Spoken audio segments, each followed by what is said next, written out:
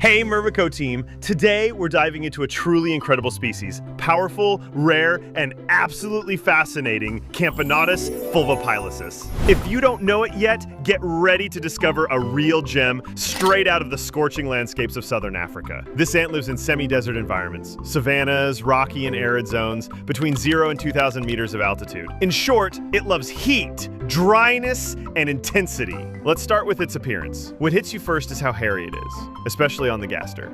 And that's not just for style. Those hairs actually protect its body from the burning sun, like a tiny natural sunshade. It's got a matte black head, well-developed eyes, and when it moves, it raises its gaster, which gives it a super alert, active posture. And let me tell you, this ant is fast. It looks like it's always on the move, almost like it's in a rush.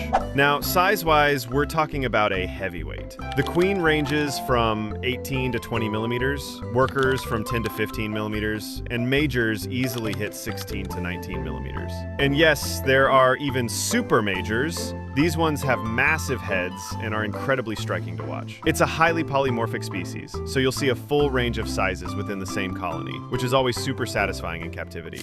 Behavior-wise, it's definitely not a shy species. Fulvopilosus is aggressive, dominant, active during the day, and it defends itself with formic acid without hesitation. It hunts in groups, it explores, it's everywhere, all the time. And like most big Camponotus species, it uses trophallaxis to feed larvae, but at heart, it's a predator, very carnivorous and very opportunistic. In nature, it feeds on honeydew, nectar, insects, fruits, basically anything it can catch. In captivity, you need to provide a variety of sugary liquids, pseudo-honeydew, diluted honey, specialized syrups, and insects every single day. Crickets, flies, roaches, whatever you've got. It's omnivorous, but if you skip the proteins, the colony is going to stagnate or even decline.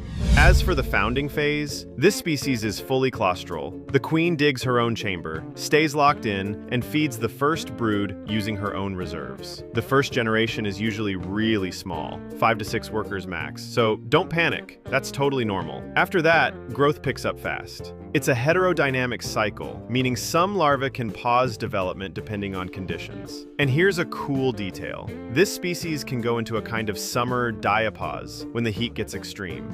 Mating flights are a bit unusual. They happen after 3 to 4 millimeters of rain, typically between March and May, or again from October to November, when it's hot and just a bit humid. That's classic behavior for desert ants. And since this species is rare and expensive, every successful founding is worth gold. For the setup, start with a test tube, 18 or 20 millimeters, maybe with a bit of sand inside so the queen feels secure.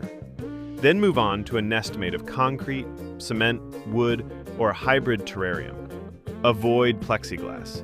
This species is a digger, and it can chew right through it if space runs out. Make sure to have a water source as soon as the first workers appear. Ideal temperature? Between 31 and 37 degrees Celsius. Yeah, that's hot. So you'll need proper ventilation, no overheating, and don't overdo the humidity either.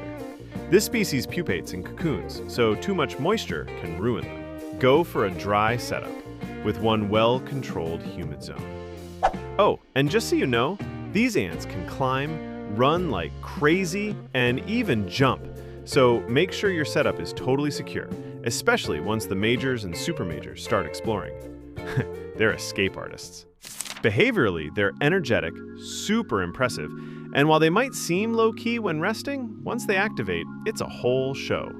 You don't see them often in captivity because first, they're expensive, sometimes several €100 for a single queen, and second, they demand real care, constant heat, daily protein, and zero stress during founding. If you want to get into Camponotus fulvopilosus, be ready to invest money, time, and a lot of patience. But honestly, it's one of the most beautiful, powerful, and fascinating species you'll ever raise. A true must-have for any serious ant keeper, and a living jewel in any formicarium. If you've made it this far, drop the word fulvo in the comments, so I know you're one of the real enthusiasts. And always remember, with ants, speed comes from calm, and strength comes from patience.